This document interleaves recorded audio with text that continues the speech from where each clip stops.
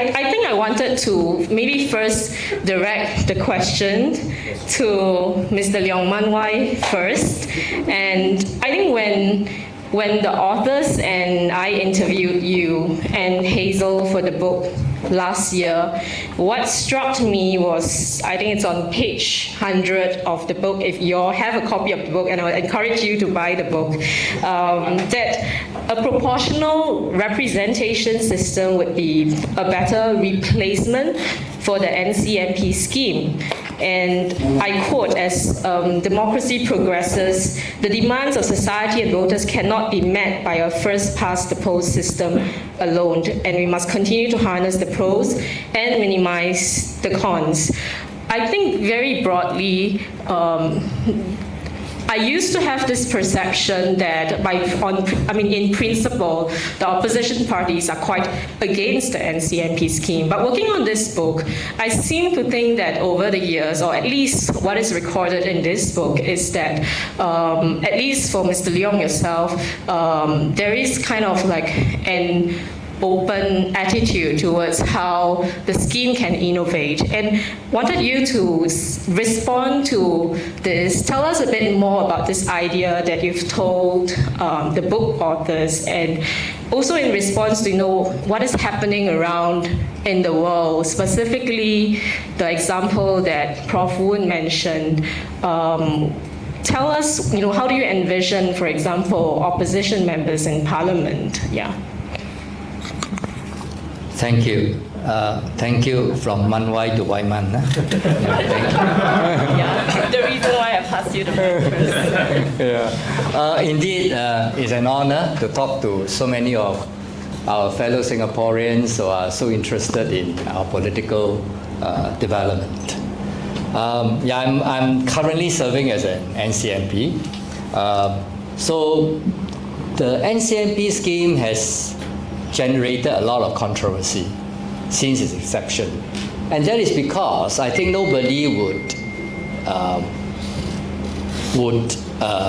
not agree that it is a good scheme, that if you used it in the form of an affirmative action. Now in our opposition in Singapore, so we need to provide a scheme with more voices in Parliament. I think that is very positive for our political development.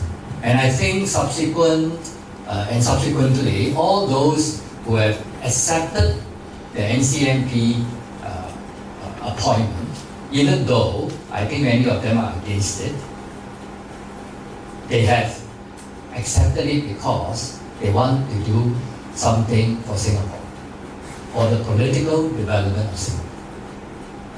However, the controversy comes from the fact that many things the PAP government do for us, there is a political motive.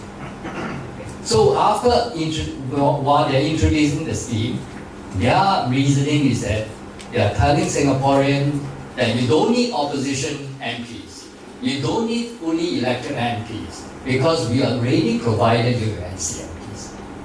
That is something that generated the controversies. And of course, from the opposition camp, we will be very concerned, because if that message gets through to the Singaporeans, then you will not have real opposition in Parliament, because afterwards we can discuss further. An elected MP and an NCMP, after all, is very different. So that's one thing to start off by saying, what is the NCMP scheme about? As specifically to Wai Mun's question, the NCMP scheme, you take it from a political development perspective. I think Professor Walter Woon has also spoken on that, and many of you have also noticed, and I think it's very well documented in this fine book written by the authors. We all know that in the world, as part of democratic development, like what Professor has said just now, the problem with the first past the post system is that often the minorities are being ignored. But if you want democracy to work, you actually must give more room for the minority voices to be heard. Minority here do not just refer to races. You also have other things like cultures, different cultures. When a society becomes more diverse, you have a lot of cultures developed other than the traditional races. You have specific issues about immigration, things like that. So all these issues are what we call minority segments, minority groups that can develop, within every country, especially when a country become more sophisticated and mature like ours.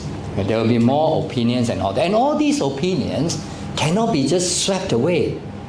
You must have room for all these opinions, especially when all these opinions have gathered a critical mass, like 10% of the population, 20% of the population is in support of a particular issue.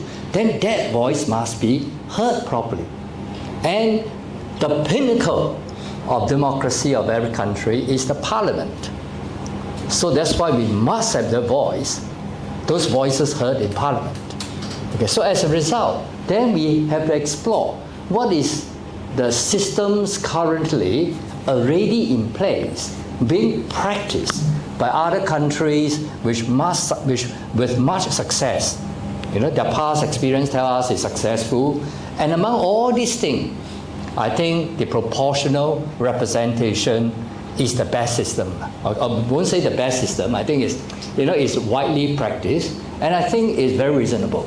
And just to jump to the conclusion, one of the things that I want to say today is that if we introduce a proportional representation in Singapore, most likely we can kill two birds with one stone. You don't need the GRC system, right? Because the race issue can be taken care of. Just like what is written in the book, Mauritius used some form of the NCMP system to take care of the racial representation. The other thing you do not need to worry about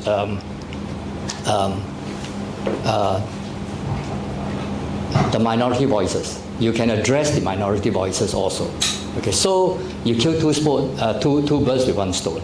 Okay, and I think what I'm hoping, Hazel and I will be the last NCMP.